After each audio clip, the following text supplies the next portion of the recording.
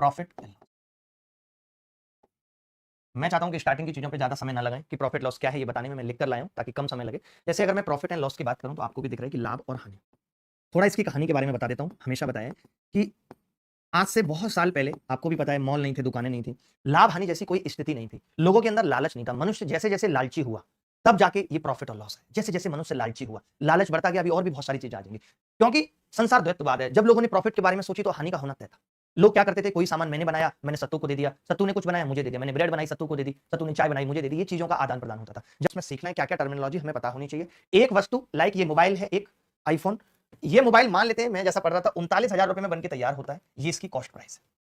इस cost price के अंदर सब कुछ आ जाएगा, कितना रॉ मटेरियल लगाए, कितनी सर्वर कॉस्ट लगी है, कितनी मैन्युफैक्चरिंग एक्सपेंसेस है। मैंने फाइनल प्राइस निकाल लिया, कॉस्ट प्राइस, लागत इसको बनाने में 39 की आई है। लेकिन ये मोबाइल आपको बाहर 150 के यानी 1.5 लाख में मिल रहा है, तो मैं कहूंगा कि मुझे प्रॉफिट हो रहा है। प्रॉफिट का मतलब क्या है, इतना ज्यादा बढ़ जाता है प्राइस। सोचिए मुझे 111 के का प्रॉफिट हो रहा है।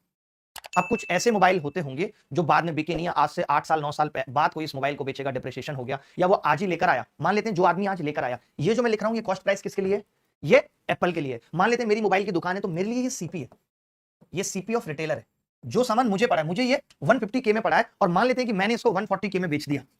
मुझे पैसे की जरूरत थी, बिक नहीं रहा था, इसका मतलब मुझे जो 9K का हुआ है वो लॉस हो गया, 9K का लॉस हो गया।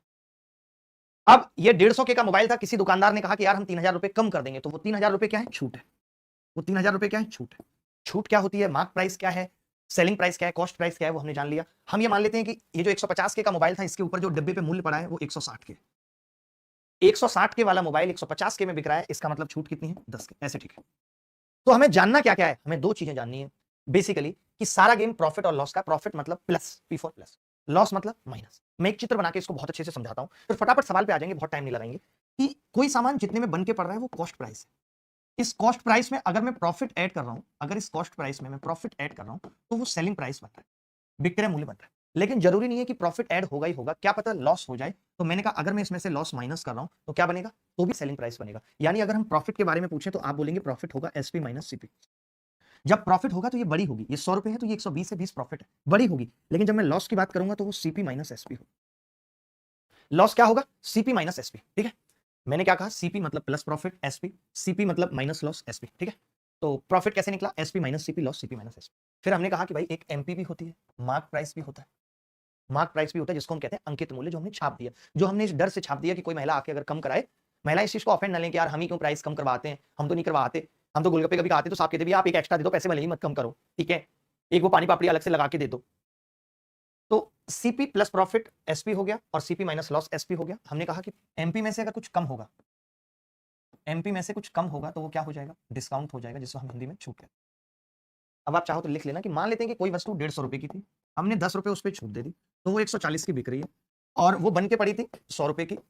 इसका मतलब CP 100, profit 40, SP 140, discount 10, MP 150। सारी चीजें मैंने लिखी। कोई वस्तु जितने रुपए में बन के पड़ी वो 100 रुपए क्या है, सीपी है। हमने 40 का प्रॉफिट ले लिया तो एसपी 140 है। हमने डिस्काउंट कर दिया, 10 रुपए का डिस्काउंट हो गया, एमपी कितनी आखिर 150। तो बस मुझे ये बताओ आपकी एमपी सीपी प्रॉफिट लॉस 2 से 3 क्लास में खत्म हो जाएगा, लंबी लंबी क्लास होंगी, उसके बाद 1-2 टॉपिक और खत्म करके ज्योमेट्री लेंगे। आप टेंशन क्यों ले रहे हो।